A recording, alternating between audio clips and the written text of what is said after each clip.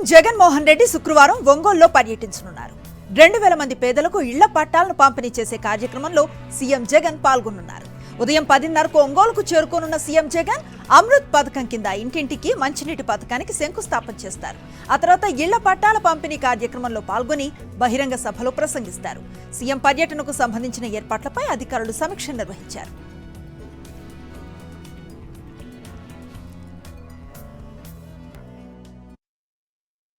ఎన్నో రోజుల నుంచి ఎదురు చూస్తున్నటువంటి ఒంగోలు పట్టణంలో వాసులకి ఇళ్ల పట్టాలకు సంబంధించిన విషయంలో ముఖ్యమంత్రి గారు మరి రేపు ఉదయం 10 గంటలకి ఒంగోలు రావడం జరుగుతుంది. మరి ఈ పట్టాల విషయంలో గతంలో మరి ఎర్రజల్లి దగ్గర సైట్ చూడటం 230 కోట్ల రూపాయలు రైతులకి ఖర్చు పెట్టి ఈరోజు రైతులకి పొలాలు కొని ఈరోజు పేదలకు పట్టాలు ఇవ్వడం జరుగుతుందని కూడా తెలియజేసుకుంటా ఉన్నాం. చాలా సంతోషం, ప్రజలంతా కూడా సంతోషంగా ఉన్నారు. మరి దాదాపు 70% దాకా రిజిస్ట్రేషన్ అయినాయి.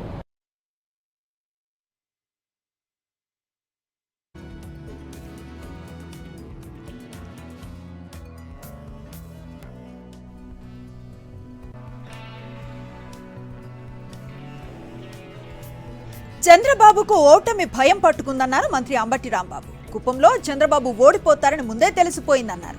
చంద్రబాబు బాటలోనే పవన్ కూడా నడుస్తున్నాడని తెలిపారు. ప్రస్తుతం టీడీపీ, జనసేన పార్టీలు గందరగోళంలో ఉన్నాయని, ఎవరు ఎక్కడ పోటీ చేస్తారో తెలియని పరిస్థితి నెలకొందన్నారు. నిలబడి ఓడిపోవడం కంటే రెస్ట్ తీసుకోవడం మంచిదనే నిర్ణయానికి చంద్రబాబు నాయుడు గారు వచ్చారని చెప్పడానికి నిన్న భువనేశ్వరి గారు మా వారైనటువంటి నారా చంద్రబాబు నాయుడు గారిని చాలాసార్లు గెలిపించారు, ఇక ఆయన రెస్ట్ తీసుకుంటాడు, నేను పోటీ చేస్తానని చెప్పేటటువంటి పరిస్థితికి వచ్చింది. అంటే ఇది ప్రీ ప్లాన్డ్గా ఒక విధంగా ఓటమిని అంగీకరించేటటువంటి పరిస్థితికి వారు వచ్చారనే విషయాన్ని దయచేసి అందరూ తెలుసుకోవాల్సిందిగా కోరుతూ ఉన్నాను. లోకేష్ గారు మాట్లాడుతుంటారు శంకారావంలో మా నాన్న ముసలోడు అంటారా, చంద్రబాబు నాయుడు గారిని పట్టుకొని ముసలోడు అంటారా మీరు అని ఫైర్ అయ్యాడు. ఎవరి మీద ఫైర్ అంటే ఫైర్ గల్లే, అదేదో ఆయన ధోరణిలో ఆయన అయ్యాడు జగన్మోహన్ రెడ్డి గారి మీద. అదేమంటే మా నాన్నతో పాటు కొండెక్కుతావా అన్నాడు. ఇవాళ ఏంది అయ్యా బాబు, నాకు అర్థం కాలేదు. మీ అమ్మగారు భువనేశ్వర్ గారు ఏం చెప్పారు, రెస్ట్ తీసుకోమంటే ఏంటి, వయసు మీరిపోయింది, ఇక నువ్వు రెస్ట్ తీసుకోండి సార్, చక్కగా కింద ఇంటికాడ కూర్చుని కృష్ణారామం అనుకునే పరిస్థితి వచ్చింది. మీరు ఇక కొండలు ఎక్కలేరు, బండలు మోయలేరు, జగన్మోహన్ రెడ్డి గారి మీద అసలు ఫైటు చేయలేరు, కాబట్టి సర్దుకోమనేమో మీ అమ్మ చెబుతుంటే మీ నాన్నేమో కొండెక్కించాలని చూస్తున్నావు నువ్వు. ఇది ఆలోచించమని మనవి చేస్తున్నా. పవన్ యుద్ధం కామెంట్స్ కు మాజీ మంత్రి కొడాలి నాని స్ట్రాంగ్ కౌంటర్ ఇచ్చారు. పవన్ కళ్యాణ్, చంద్రబాబు, బీజేపీ ఎక్కడ యుద్ధం చేస్తారని, అందరూ కలిసే యుద్ధం చేస్తారా లేక ఎవరితో యుద్ధం చేస్తారంటూ కౌంటర్ వేశారు. ఎవరు యుద్ధానికి సిద్ధమో కనీసం వారికైనా క్లారిటీ ఉందా అని ప్రశ్నించారు మాజీ మంత్రి కొడాలి నాని. పవన్ కళ్యాణ్ గారు ఎక్కడ యుద్ధం చేస్తాడో, చంద్రబాబు నాయుడు గారు ఎక్కడ యుద్ధం చేస్తాడో, బీజేపీ వాళ్ళు ఎక్కడ యుద్ధం చేస్తారో, అసలు ఎవరెవరు కలిసి యుద్ధం చేస్తారో ఇంతవరకు పవన్ కళ్యాణ్కి, చంద్రబాబు నాయుడికి, బీజేపీకే తెలియదు. ఎవరు యుద్ధానికి రెడీ, ఎక్కడ ఎవరు యుద్ధానికి రెడీ వాళ్ళకి తెలుసా, కనీసం వాళ్ళకన్నా క్లారిటీ ఉందా? ఇప్పుడు పవన్ కళ్యాణ్ ఎన్ని చోట్ల యుద్ధం చేయబోతున్నాడు, ఎక్కడ యుద్ధం చేయబోతున్నాడు ఆయనకి తెలుసా? ఆయన పార్టీలో పనిచేస్తున్నటువంటి కార్యకర్తలకు కానీ, నాయకులకు కానీ, సీట్లు ఆశించే వాళ్ళకి కానీ తెలుసా? చంద్రబాబు నాయుడు ఎక్కడ యుద్ధం చేస్తున్నాడో, ఏ సీట్లు యుద్ధం చేస్తాడో ఆయన పార్టీ వాళ్ళకి ఆయనకి అన్నా తెలుసా? బీజేపీ వాళ్ళు అసలు వీళ్ళతో కలిసి యుద్ధం చేస్తారో లేకపోతే వాళ్ళు విడిగా యుద్ధం చేస్తారో, ఒకవేళ చేస్తే 3 చోట్ల చేస్తారో, 7 చోట్ల చేస్తారో, 12 చోట్ల చేస్తారో కనీసం వాళ్ళకన్నా తెలుసా? అసలు వాళ్ళు ఎక్కడ యుద్ధం చేయాలో ఎవరికి క్లారిటీ లేదు. సినిమాల్లో వేషాలు వేసినట్లుగా రాజకీయాల్లో కూడా పవన్ వేషాలు వేస్తున్నాడని ఆరోపించారు ఏపీ మాజీ మంత్రి వెల్లంపల్లి. విజయవాడ 32వ డివిజన్ అయోధ్యనగర్లో ఆయన గడప గడపకు కార్యక్రమంలో పాల్గొన్నారు. చంద్రబాబును ముఖ్యమంత్రిని చేయడానికే పవన్ జనసేన పార్టీ పెట్టారని, కులాల మధ్య ఆయన విద్వేషాలను రెచ్చగొడుతున్నారని ఆరోపించారు వెల్లంపల్లి. 2019లో మోడీ గారిని పాచిపల్లి అడ్డు అన్నాడు, లోకేష్ అంత అవినీతిపరుడు ఇంకోటి లేడన్నాడు, చంద్రబాబు అంత వెన్నుపోటుదారుడు ఇంకోటి లేదన్నాడు, మళ్ళీ ఈరోజు వాళ్ళ ముగ్గురితో కలిసి వెళ్తా అంటున్నాడు. బీఎస్పీతో కలిశాడు, కమ్యూనిస్ట్ పార్టీతో కలిశాడు, అన్నింటిలో కలిశాడు పవన్ కళ్యాణ్ అనే వ్యక్తి. ఇంకా అతను ఎవరైనా నమ్ముతారు? రాష్ట్రంలో పవన్ కళ్యాణ్ అనే వ్యక్తి నమ్ముతారు ఎవరైనా కానీ? రోజుకో అంటే సినిమాల్లో వేషాలు వేసినట్టు ఈ రాజకీయాల్లో కూడా వేషాలు వేస్తున్నాడు. అందుకని పవన్ కళ్యాణ్ అనే వ్యక్తిని ఎవరు పట్టించుకునే పరిస్థితి లేదు. ఎందుకంటే చంద్రబాబుకి పాలేరుదానం చేయడం, చంద్రబాబుని పల్లకిలో మోయడం, చంద్రబాబుని ముఖ్యమంత్రి చేయడానికి అతను జనసేన పార్టీ పెట్టని చెప్పుకుంటాడు. మంగళగిరిలో ప్రజలకు అందుబాటులో ఉండే అభ్యర్థి కావాలా, హైదరాబాద్ లో ఉండే వ్యక్తి కావాలా ప్రజలే తెలుసుకోవాలన్నారు వైఎస్ఆర్సీపీ ఎంపీ విజయసాయిరెడ్డి. తాడేపల్లిలో వైఎస్ఆర్సీపీ మండల కార్యాలయ ప్రారంభోత్సవంలో ఆయన పాల్గొన్నారు. మంగళగిరి ప్రజలు 2 సార్లు ఆర్కేకి మద్దతిచ్చారని, అదేవిధంగా గంజి చిరంజీవిని ఆశీర్వదించాలని కోరారు. 5 ఏళ్లలో ఎన్నో పథకాలను ఇచ్చిన వైఎస్ జగన్ ను మళ్లీ గెలిపిస్తే రాష్ట్ర ప్రజలకు బంగారు భవిష్యత్తు ఉంటుందన్నారు. గత 5 సంవత్సరాల్లో ఇంచుమించుగా 86% మంది ప్రజలకి ఏదో ఒక రకంగా పథకాలను అందించి లబ్ధి చేకూర్చి తలసరి ఆదాయం పెంచినటువంటి ఘనత మన జగన్మోహన్ రెడ్డి గారిది. ఆయన్ని తిరిగి మళ్ళీ ముఖ్యమంత్రిగా చేసుకోవాల్సినటువంటి బాధ్యత మనందరి మీద ఉంటుంది. ఈ నియోజకవర్గంలో బీసీకి ముఖ్యంగా వీవర్స్ కమ్యూనిటీకి మనం ఈ యొక్క సీటు కేటాయించడం అన్నటువంటిది బహుశా చరిత్రలోనే ఇది ఇంతకుముందు గతంలో ఎన్నడూ జరగలేదు. కులాల మధ్య గొడవలు సృష్టించేందుకు పవన్ కళ్యాణ్ బ్రాండ్ అంబాసిడర్ గా వ్యవహరిస్తున్నారంటూ ఫైర్ అయ్యారు ఎమ్మెల్యే గ్రంథి శ్రీనివాస్. మేము సిద్ధం అంటుంటే ఆయన యుద్ధం అంటున్నాడు. 10 మందితో కలిసి వచ్చి చేసేది యుద్ధం అంటారా పవన్ కళ్యాణ్ అని ప్రశ్నాస్త్రాలను సంధించారు. కూటమితో వచ్చి యుద్ధం చేస్తే పిరికివాడంటారని ఎద్దేవా చేశారు. ఎంతో మందికి వెన్నుపోటు పొడిచిన చంద్రబాబుకు పవన్, భువనేశ్వరి, మోదీ కలిసి వెన్నుపోటు పొడిచేలా ఉన్నారని ఆరోపించారు ఎమ్మెల్యే గ్రంథి శ్రీనివాస్. ఎన్నికల్లో ఓడిపోయిన తర్వాత ఇప్పుడు మీరు మోడీ గారి దగ్గరికి వెళ్ళి, చంద్రబాబు నాయుడు గారి దగ్గరికి వెళ్ళి, ఆ పిల్లోడు అయితే 10 మందిని వేసుకుని వచ్చాడో అలాగే మోడీ గారిని, చంద్రబాబు నాయుడు గారిని వీళ్ళందరినీ వేసుకుని వచ్చి జగన్మోహన్ రెడ్డి గారి మీద గొడవకి, యుద్ధానికి ఆయన సిద్ధం అంటే మీరు యుద్ధం అంటున్నారు కదా, ఇదే కదా యుద్ధం. మీ యుద్ధం 10 మందిని వేసుకుని వచ్చి యుద్ధం చేయడం అనేది ధైర్యవంతుడి లక్షణం కాదు, అది పిరికివాళ్ళ లక్షణం. మీరు ఒక వెన్నుముక, మీకు అనేక మందికి ఆధారంగా ఉన్నారు, ఒక వ్యూహం ఉంటుంది అంటున్నారు, యుద్ధం అంటున్నారు. అరే మీ వ్యూహం ఏంటి, మీ యుద్ధం ఏంటి? ఇదా? పవన్ కళ్యాణ్ పూర్తిగా దిగజారిపోయారని, త్యాగాలకు సిద్ధం కావాలని జన సైనికులకు చెప్తున్నారని కాపు కార్పొరేషన్ చైర్మన్ అడపా శేషు విమర్శించారు. పార్టీ అధినేతనని మరిచి నీచ రాజకీయాలు చేస్తున్నారని మండిపడ్డారు. భీమవరంలో పవన్ కళ్యాణ్ ఎవరిని కలిశారో జన సైనికులు ఆలోచించాలన్నారు. మా వాళ్ళంతా ఏమనుకున్నారంటే ఇంకేముంది, పవన్ కళ్యాణ్ వచ్చేశాడు, ఒక ధీటైనటువంటి నాయకుడు ఈ రాష్ట్రంలో వచ్చాడు, పవన్ కళ్యాణ్ వల్ల మళ్ళీ మాకు రాజ్యాధికారం వస్తుంది అనుకున్నాడు. అందరూ నమ్మారు.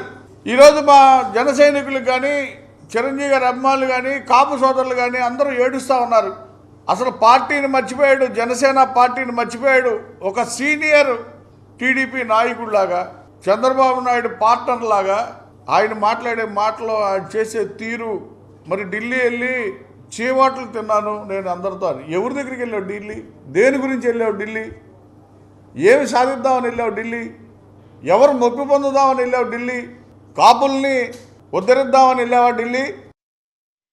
విశాఖ నార్త్ సీటుపై గంటా శ్రీనివాసరావు గరంగరమయ్యారు.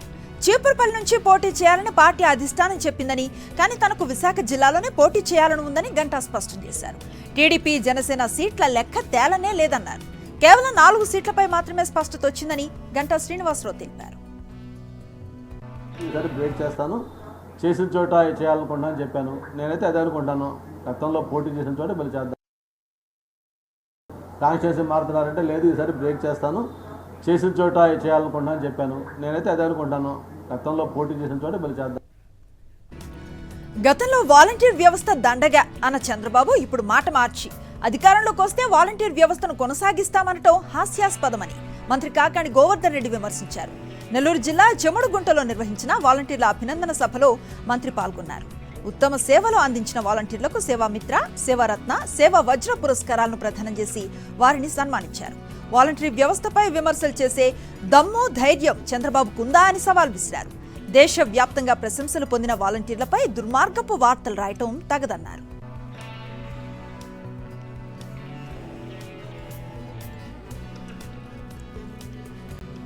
చంద్రబాబు నాయుడు ఇచ్చిన స్క్రిప్టును షర్మిల చదువుతున్నారని ఎమ్మెల్సీ వరదు కళ్యాణి విమర్శించారు. సచివాలయ ఉద్యోగులను పార్టీ కార్యకర్తలు అనటం షర్మిల అవివేకానికి నిదర్శనమన్నారు. సీఎం జగన్ ప్రభుత్వంలో ఎన్ని ఉద్యోగాలు వచ్చాయో చర్చకు సిద్ధమని కళ్యాణి అన్నారు. షర్మిల గారి మాటలు చాలా ఆశ్చర్యాన్ని కలిగిస్తూ ఉన్నాయి.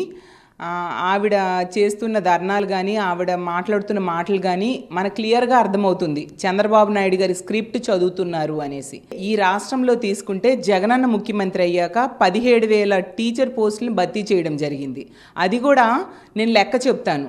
98లో డిఎస్సి క్వాలిఫై అయిన వాళ్ళు ఉండిపోయారు. అప్పటి నుంచి గత 20 సంవత్సరాలుగా భర్తీ కాని ఆ పోస్టుల్ని జగనన్న ఈరోజు భర్తీ చేయడం జరిగింది. అలాగే 2008లో రాజశేఖర రెడ్డి గారు వేసిన డిఎస్సిలో కూడా అప్పుడు కోర్టుకి వెళ్ళడం వలన ఆ టీచర్ పోస్టులు కూడా జగనన్నే భర్తీ చేశారు. అలాగే భోగాపురం అంతర్జాతీయ విమానాశ్రయంతో పాటు ఓడరేవుల నిర్మాణాలపై సచివాలయంలో సీఎస్ జవహర్ రెడ్డి సమీక్షా సమావేశం నిర్వహించారు. భోగాపురం పనులను మరింత వేగవంతం చేయాలని అధికారులను ఆదేశించారు. భూసేకరణ, పెండింగ్ కోర్టు కేసులు, ఆర్థికపరమైన అంశాల పరిష్కారానికి చర్యలు తీసుకోవాలన్నారు. ఈ ఏడాదిలో విమాన రాకపోకలు సాగే విధంగా పనులు వేగవంతం చేయాలని విమానాశ్రయ నిర్మాణ సంస్థను ఆదేశించారు. అనంతరం రామాయపట్నం, మచిలీపట్నం, మూలపేట ఓడరేవులు, ఫిషింగ్ హార్బర్ల నిర్మాణ ప్రగతిని సమీక్షించారు. నిర్దేశిత గడువులోగా పూర్తి చేయాలన్నారు. తెలంగాణలో మరో 2 గ్యారంటీ పథకాలను అమలు చేయాలని ప్రభుత్వం నిర్ణయించింది. వీటిని ఈ నెల 27 లేదా 29న ప్రారంభించనున్నారు. గృహజ్యోతి, గ్యాస్ సిలిండర్ పథకాల అమలు కోసం విధి విధానాలను సిద్ధం చేస్తున్నారు. ప్రజాపాలన దరఖాస్తుదారులు అర్హులందరికీ 500 రూపాయలకు గ్యాస్ సిలిండర్ను అందించాలని ప్రభుత్వం భావిస్తోంది. సబ్సిడీని నేరుగా లబ్ధిదారుల ఖాతాకు బదిలీ చేయాలా, ఏజెన్సీలకు చెల్లించాలా? అందుకున్న అడ్డంకులు, ఇబ్బందులపై సివిల్ సప్లైస్, ఆర్థిక శాఖ అధికారులను అడిగి తెలుసుకున్నారు. లబ్ధిదారుడు 500 చెల్లిస్తే సిలిండర్ ఇచ్చేటట్లుగా చూడాలని, ప్రజలకు అనువైన విధానాన్ని అనుసరించాలని సీఎం రేవంత్ రెడ్డి సూచించారు. విద్యుత్ అధికారులకు సీఎం రేవంత్ రెడ్డి వార్నింగ్ ఇచ్చారు. కరెంటు కట్ చేస్తే సస్పెండ్ చేస్తానని ఘాటైన హెచ్చరికలు చేశారు. విద్యుత్ అధికారులు, సిబ్బంది నిర్లక్ష్యంపై ఆగ్రహాన్ని వ్యక్తం చేశారు. ప్రభుత్వానికి చెడ్డ పేరు తెచ్చే కుట్రలను సహించేది లేదన్నారు. విద్యుత్ సరఫరాకు అంతరాయం కలిగితే అధికారులే బాధ్యులన్నారు. వారిపై కఠిన చర్యలు తీసుకుంటామని సీఎం రేవంత్ రెడ్డి హెచ్చరించారు. కరెంటు కోతలంటూ జరుగుతున్న ప్రచారాన్ని తిప్పికొట్టాల్సిన బాధ్యత మీదేనని అధికారులను సీఎం రేవంత్ అప్రమత్తం చేశారు. సచివాలయంలో రెవెన్యూ విభాగంలో ఆకస్మిక తనిఖీలు చేశారు మంత్రి పొంగులేటి శ్రీనివాసరెడ్డి. రెవెన్యూ విభాగంలో ఉదయం 11:40 వరకు పూర్తి స్థాయిలో ఉద్యోగులు హాజరు కాకపోవడంతో మంత్రి ఆగ్రహాన్ని వ్యక్తం చేశారు. కొందరు ఉద్యోగులు ముందస్తు సమాచారం లేకుండా ఆఫీస్కు రాకపోవటం, మరికొందరు టైంకి రాకపోవటం బాధ్యత రాహిత్యం అన్నారు. సమయ పాలన పాటించని వారిపై ఉన్నతాధికారులకు తగు చర్యలు తీసుకోవాలని ఆదేశించారు. హాజరు పట్టికలను పరిశీలించిన మంత్రి ఏ సెక్షన్స్ లో ఉద్యోగులు సమయానికి రావటం లేదనే అంశాలపై ఆరా తీశారు. విధుల్లో అలసత్వం వహిస్తే కఠిన చర్యలుంటాయని హెచ్చరించారు. తెలంగాణ కమలనాథులు చేపట్టిన రథయాత్రలపై ఢిల్లీ హైకమాండ్ ఆరా తీసింది. 2 రోజులుగా యాత్ర జరిగిన తీరుతెన్నులపై పూర్తిస్థాయి నివేదికను అందించాలని ఆదేశించింది. రాష్ట్ర పార్టీ ఇచ్చే నివేదిక ఆధారంగా పార్టీ పెద్దలు తెలంగాణలో పర్యటించే ఛాన్స్ ఉంది. కేంద్రంలో 400 స్థానాల లక్ష్యాన్ని చేరుకోవాలంటే తెలంగాణలోనూ డబుల్ డిజిట్ కు తగ్గద్దని కమలదళం భావిస్తోంది. రాష్ట్రంలో 11 లోక్సభ స్థానాలను 5 క్లస్టర్స్ గా విభజించి 4 చోట్ల ఒకేసారి సంకల్ప యాత్రను ప్రారంభించారు. సమ్మక్క సారక్క జాతర కారణంగా కాకతీయ భద్రకాళి క్లస్టర్ యాత్రను ఆదివారం ప్రారంభించనున్నారు. కాంగ్రెస్ ప్రభుత్వం ఇచ్చిన 6 గ్యారంటీలకే గతి లేదని, ఇంకా గ్యారంటీలు ఇచ్చి ప్రజలను ఏ రకంగా మభ్యపెడతారో తెలుసని నిజామాబాద్ ఎంపీ ధర్మపురి అరవింద్ అన్నారు. జగిత్యాల జిల్లా కోరుట్లలో నియోజకవర్గ కార్యకర్తల సమావేశంలో ఆయన పాల్గొన్నారు. కాంగ్రెస్ ప్రభుత్వం రైతు బంధు రేపో మాపో బంద్ చేస్తుందని చెప్పారు. కేంద్రంలో మరోసారి బీజేపీ గెలుస్తుందని జోస్యం చెప్పారు. కొత్త బస్సులు లేవు, పాత బస్సుతో టైం పాస్ చేస్తుంది. ఇక వేరే వాడి అయితే మాట్లాడడానికి టైం కూడా లేదు. వీళ్ళు పని చేయరు, పని చేసిన పని చేయలేరు. వీళ్ళు వీటికే గ్యారంటీలకి, ఇలా 6 గ్యారంటీలకి, మెయిన్ గ్యారంటీలకి గతి లేదు. ఇక వీళ్ళు గల్పు సోదరులకు ఏదో చేస్తారు. 6 గ్యారంటీల బయట ఇంకా 400 గ్యారంటీల పైన ఉన్నాయి. వీటి సంగతి ఏంటి? అబద్దాలు చెప్పి ఎలక్షన్లు గెలుచుడు. దీని మీద కూడా ఏదో ఒకటి ఉండాలి, చట్టం ఉండాలి. కథం ఒకసారి ఓట్లు వేపించుకుంటారు, 5 సంవత్సరాలు గాయపెడతారు. గొర్రెల స్కామ్ కేసులో ఏసీబీ అధికారుల దర్యాప్తును వేగవంతం చేశారు. ఈ కేసులో 4 నిందితులను అరెస్ట్ చేసి ఏసీబీ కోర్టు ఎత్త హాజరుపరిచారు. వీరికి కోర్టు 14 రోజుల పాటు రిమాండ్ విధించింది.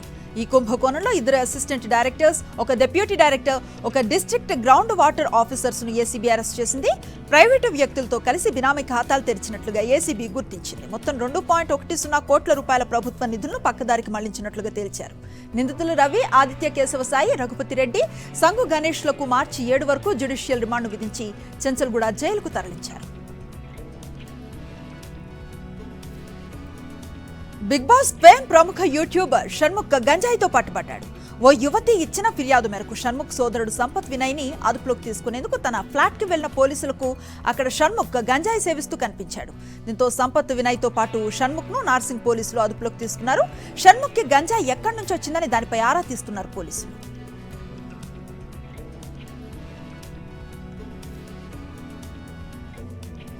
ప్రేమించలేదంటూ న్యాయవాదితో పాటు అతడి 2 ఏళ్ల కూతురి ఫోటోలను మార్ఫింగ్ చేసిన యువతిని సిసిఎస్ సైబర్ క్రైమ్ పోలీసులు అరెస్ట్ చేశారు. అనంతపురం జిల్లాకు చెందిన యువతి అత్యంత దారుణంగా న్యూడ్ ఫోటోలు క్రియేట్ చేసి సోషల్ మీడియాలో పోస్ట్ చేసినట్లుగా గుర్తించారు. ఫోటోలను అడ్డుపెట్టుకుని పెళ్లి చేసుకోవాలని బెదిరింపులకు పాల్పడిన యువతి ఇప్పటికే గ్రూప్ 1 పరీక్షలు రాసినట్లుగా తేలింది. ఐఏఎస్ కోసం అశోక్ నగర్ లో కోచింగ్ తీసుకుంటోంది. అక్కడే ఫ్యాకల్టీగా వచ్చిన న్యాయవాదిని ఇష్టపడి ప్రపోజ్ చేసింది. అతను తిరస్కరించడంతో ద్వేషాన్ని పెంచుకుంది. సెకండ్ హ్యాండ్ ఫోన్లు కొనుగోలు చేసి యాచకుల పేరుతో సిమ్ కార్డులు తీసుకుంది. బాధితుడి ఫిర్యాదు మేరకు పోలీసులు నిందితురాల్ని అరెస్టు చేశారు. హైదరాబాద్ లో మరో హిట్ అండ్ రన్ కేసు కలకలం సృష్టించింది. బొల్లారంలో ర్యాష్ డ్రైవింగ్ కారణంగా ఓ కారు తోపుడు బండ్ల మీదకు దూసుకువెళ్లింది. ఈ ప్రమాదంలో ఓ వ్యక్తి తీవ్ర గాయాల పాలై ఆసుపత్రిలో చికిత్స పొందుతున్నాడు. ప్రమాద సమయంలో కార్తిక్ కెలంకి అనే న్యూరో సర్జన్ కారు నడిపారు. వేగాన్ని నియంత్రించలేక రహదారి పక్కనున్న తోపుడు బండ్లపైకి కారు దూసుకువెళ్లింది. గాయపడ్డ సయ్యద్ పాషాను ఆసుపత్రిలో ట్రీట్మెంట్ చేయిస్తానని కార్తిక్ అతాపూర్కు తీసుకెళ్లారు. అక్కడ ఓ ప్రైవేట్ ఆసుపత్రిలో అడ్మిట్ చేసి పరారయ్యాడు. సయ్యద్ పాషా పరిస్థితి ప్రస్తుతం విషమంగా ఉంది.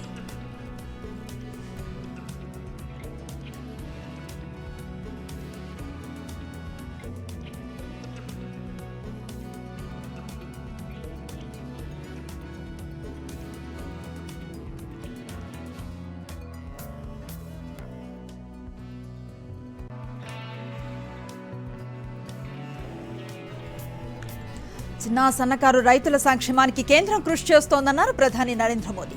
గ్రామీణ ఆర్థిక వ్యవస్థ బలోపేతానికి చర్యలు చేపడుతున్నామని తెలిపారు. సొంత రాష్ట్రం గుజరాత్ లో పర్యటిస్తున్న ప్రధాని మోదీ అహ్మదాబాద్ లో నరేంద్ర మోదీ స్టేడియంలో నిర్వహించిన అమూల్ గోల్డెన్ జూబ్లీ వేడుకల్లో పాల్గొన్నారు. దూరదృష్టితో తీసుకున్న నిర్ణయాలు భవిష్యత్ తరాల తలరాతలను మార్చగలవని నిరూపించడానికి అమూల్ గొప్ప ఉదాహరణ అని పేర్కొన్నారు. పశుపాలన, మత్స్యకారులకు తమ ప్రభుత్వం కిసాన్ క్రెడిట్ కార్డులను ఇచ్చిందన్నారు ప్రధాని మోదీ.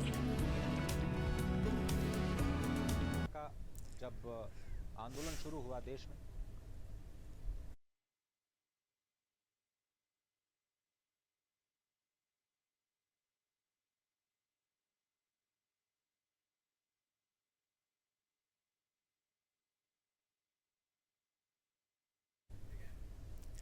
డిమాండ్ల పరిష్కారం కోసం రైతులు నిరసన బాట పట్టిన వేళ ప్రధాని నరేంద్ర మోదీ కీలక ప్రకటన చేశారు. రైతు సంక్షేమానికి తమ ప్రభుత్వం కట్టుబడి ఉందంటూ ట్వీట్ చేశారు. చెరకు పంటకు గిట్టుబాటు ధరను పెంచుతూ కేంద్ర కేబినెట్ తీసుకున్న నిర్ణయం చరిత్రాత్మకమని పేర్కొన్నారు. అన్నదాతలకు సంబంధించి ప్రతి డిమాండ్ను నెరవేర్చేందుకు తమ ప్రభుత్వం కట్టుబడి ఉందని, ఈ నేపథ్యంలోనే చెరకు కొనుగోలు ధర పెంపుకు ఆమోదం లభించిందని తెలిపారు. బుధవారం రాత్రి ప్రధాని మోదీ అధ్యక్షతన సమావేశమైన కేంద్ర మంత్రివర్గం చెరకు గిట్టుబాటు ధరను పెంచింది. క్వింటాల్కు 25 రూపాయల పెంపుతో చెరకు మద్దతు ధర 340 రూపాయలకు చేరింది. 2023-24తో పోలిస్తే ఇది 8% అధికం. ఈ సవరించిన ధర 2024 అక్టోబర్ 1 నుంచి అమల్లోకి వస్తుంది.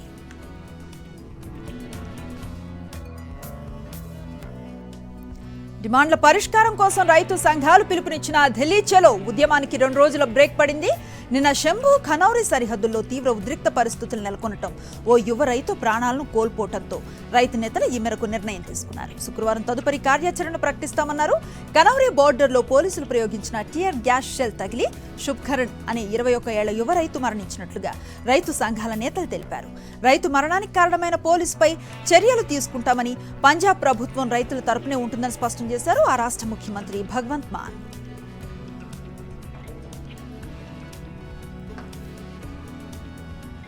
రైతు ఆందోళనలకు సంబంధించిన కొన్ని అకౌంట్స్ పోస్టులపై చర్యలు తీసుకోవాలని సోషల్ మీడియా ప్లాట్ఫామ్ ఎక్స్కు ఆదేశాలు ఇచ్చింది కేంద్ర ప్రభుత్వం. అందుకు అనుగుణంగా వాటిని నిలిపివేశామని తెలిపింది ఎక్స్ సంస్థ. అయితే ఇలాంటి చర్యలతో తాము విభేదిస్తున్నామని పేర్కొంది. తమ వేదికపై ప్రతి ఒక్కరికి భావ ప్రకటన స్వేచ్ఛ ఉండాలని కోరుకుంటున్నామని తెలిపింది. ఢిల్లీ సరిహద్దులో కొనసాగుతున్న రైతుల ఆందోళనలకు సంబంధించి దాదాపు 177 ఖాతాలను బ్లాక్ చేయాలని కేంద్ర ఐటీ ఎలక్ట్రానిక్స్ మంత్రిత్వ శాఖ ఎక్స్ను ఆదేశించినట్లుగా సంబంధిత వర్గాలు వెల్లడించాయి. సొంత పార్లమెంటు నియోజకవర్గం అమేఠీలో ఇల్లు కట్టుకున్నారు కేంద్ర మంత్రి స్మృతి ఇరానీ. శాస్త్రోక్తంగా గృహప్రవేశం చేశారు. కుటుంబ సభ్యులతో కలిసి కొత్తింట్లో పూజలు చేశారు. తన ఇంటి గృహప్రవేశానికి నియోజకవర్గానికి చెందిన 20,000 మందిని అతిథులుగా ఆహ్వానించారు కేంద్ర మంత్రి. మధ్యాహ్నం విందు ఏర్పాటు చేశారు. అమేఠీలో సొంత ఇల్లు కట్టుకుంటానని గత సార్వత్రిక ఎన్నికల ప్రచారంలో చెప్పారు స్మృతి ఇరానీ. అన్నట్లే నియోజకవర్గ పరిధిలో మెదన్ మావాయి గ్రామంలో స్థిర నివాసాన్ని ఏర్పరచుకున్నారు. 2024 లోక్సభ ఎన్నికల ముందు గృహప్రవేశం చేశారు. స్మృతి ఇరానీ నూతన నివాసంలో సేవకులు, అతిథులకు ప్రత్యేక గదులతో పాటు మీడియా సమావేశ గది కూడా ఉంది. సార్వత్రిక ఎన్నికలకు సమయం దగ్గర పడుతూ ఉన్న నేపథ్యంలో ఇండియా కూటమిలో సీట్ల సర్దుబాటు వ్యవహారం కొలుక్కొస్తోంది. ఆమ్ ఆద్మీ పార్టీ, కాంగ్రెస్ మధ్య 3 రాష్ట్రాల్లో పొత్తు ఖరారైంది. ఢిల్లీలో కాంగ్రెస్ 3, ఆప్ 4 స్థానాల్లో పోటీ చేయనున్నాయి. గుజరాత్లో 26 సీట్లలో ఆప్కు 2 స్థానాలను కేటాయించింది కాంగ్రెస్. ఇక హర్యానాలో 1 స్థానంలో ఆప్ పోటీ చేయనుంది. గోవాలో కాంగ్రెస్ అభ్యర్థులకు ఆమ్ ఆద్మీ మద్దతు ఇవ్వనుంది. ఈ మేరకు 2 పార్టీల మధ్య ఏకాభిప్రాయం కుదిరినట్లుగా సంబంధిత వర్గాలు వెల్లడించాయి. అయితే పంజాబ్లో మాత్రం ఒంటరి పోరుకే మొగ్గు చూపుతున్నాయి కాంగ్రెస్, ఆప్. పంజాబ్, చండీగఢ్లో సింగిల్గానే బరిలోకి దిగుతామని ఇప్పటికే ప్రకటించారు ఆప్ జాతీయ కన్వీనర్ అరవింద్ కేజ్రీవాల్. మద్యం కుంభకోణం కేసులో ఢిల్లీ ముఖ్యమంత్రి అరవింద్ కేజ్రీవాల్ కు ఎన్ఫోర్స్మెంట్ డైరెక్టరేట్ హిట్ బలంగా తాకుతోంది. వరుసగా 7వసారి కేజ్రీవాల్ కు నోటీసులు జారీ చేసింది ఈడీ. ఈ నెల 26న విచారణకు హాజరు కావాలని పేర్కొంది. లిక్కర్ కేసులో ఈడీ కేజ్రీవాల్ కు సమన్లు ఇవ్వడం ఇది 7వసారి. అయితే ఒక్కసారి ఆయన విచారణకు హాజరవ్వలేదు. వ్యవహారం కోర్టు పరిధిలో ఉందంటూ సోమవారం 6వసారి ఈడీ సమన్లు ధిక్కరించారు కేజ్రీవాల్. దీంతో మరోసారి ఆయనపై కోర్టులో ఫిర్యాదు చేసింది దర్యాప్తు సంస్థ. ఈ క్రమంలో మరోసారి కేజ్రీవాల్ కు ఈడీ నోటీసులు జారీ చేయడం ప్రాధాన్యతను సంతరించుకుంది. రామ జన్మభూమి అయోధ్యలో నిర్మితమైన భవ్య రామ మందిరంలో బాలక్రామ్ ప్రాణప్రతిష్ఠ జరిగి 4 రోజులు పూర్తయింది. గడిచిన 30 రోజుల్లో 60 లక్షల మందికి పైగా భక్తులు బాలరాముణ్ణి దర్శించుకున్నారు. రామ భక్తులతో అయోధ్య కిటకిటలాడుతోంది. దేశ విదేశాల నుంచి రామనగరికి తరలి వస్తున్నారు భక్తులు. రామ్ లల్లాను దర్శించుకుని పరవశించిపోతున్నారు. 500 ఏళ్ల నిరీక్షణకు తెరదించుతూ నూతనంగా నిర్మించిన మందిరంలో జనవరి 22వ తేదీన రామచంద్రుడు కొలువుదీరాడు. ఆ తర్వాత రోజు నుంచే సామాన్య భక్తులను దర్శనానికి అనుమతించింది శ్రీరామ జన్మభూమి తీర్థక్షేత్ర ట్రస్ట్. అమెరికా రోడ్డు ప్రమాదంలో ప్రాణాలు కోల్పోయిన ఆంధ్రప్రదేశ్ యువతి జాహ్నవి కందుల కేసులో కీలక పరిణామం చోటు చేసుకుంది. బాధితురాలి మృతికి కారణమైన పోలీసు అధికారి కెవిన్ డవేపై క్రిమినల్ అభియోగాలు మోపటం లేదని అక్కడి అధికారులు వెల్లడించారు.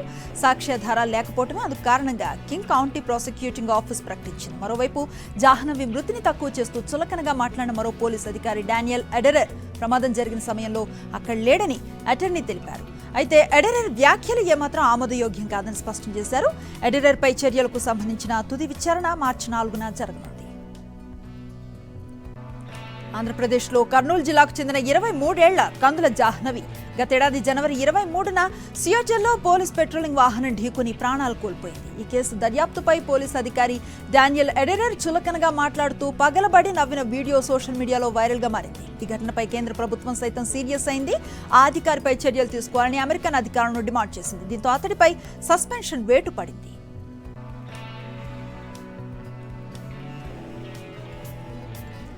దేశీయ మార్కెట్లు ఇవాళ లాభాలతో ముగిశాయి. ఉదయం ఫ్లాట్ గా ప్రారంభమైన బెంచ్ మార్క్ సూచీలు తర్వాత పుంజుకొని భారీ లాభాల వైపుకు పయనించాయి. సెన్సెక్స్ 535 పాయింట్లు ఎగసి రికార్డు క్లోజింగ్ ను చూసింది. నిఫ్టీ సైతం 22,200 పాయింట్ల బెంచ్ మార్క్ ను దాటింది.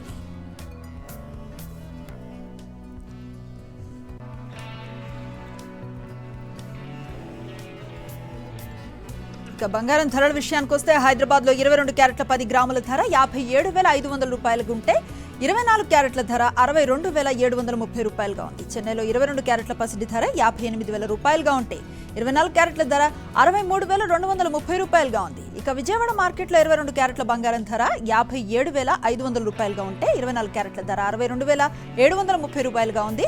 ఇక ముంబైలో 22 క్యారెట్ల పసిడి ధర 57,500 రూపాయలుగా ఉంటే 24 క్యారెట్ల ధర 62,730 రూపాయలుగా ఉంది. ఇక కిలో వెండి ధర 75,000 రూపాయలుగా ఉంది.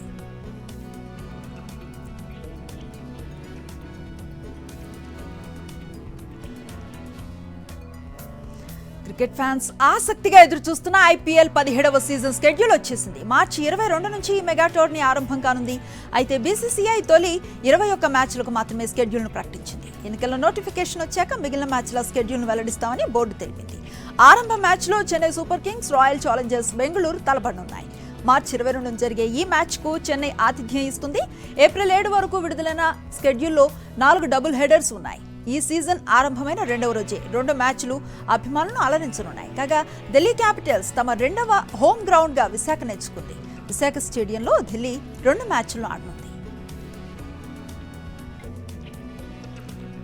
రోజంతా బిజీగా ఉన్నారా? మీ చుట్టూ ఏం జరుగుతుందో తెలుసుకోలేకపోతున్నారా? డోంట్ వరీ, రోజు రాత్రి 9 గంటలకు రెడీగా ఉండండి. సాక్షి టీవీ మీకు నాన్ స్టాప్ న్యూస్ అందిస్తుంది.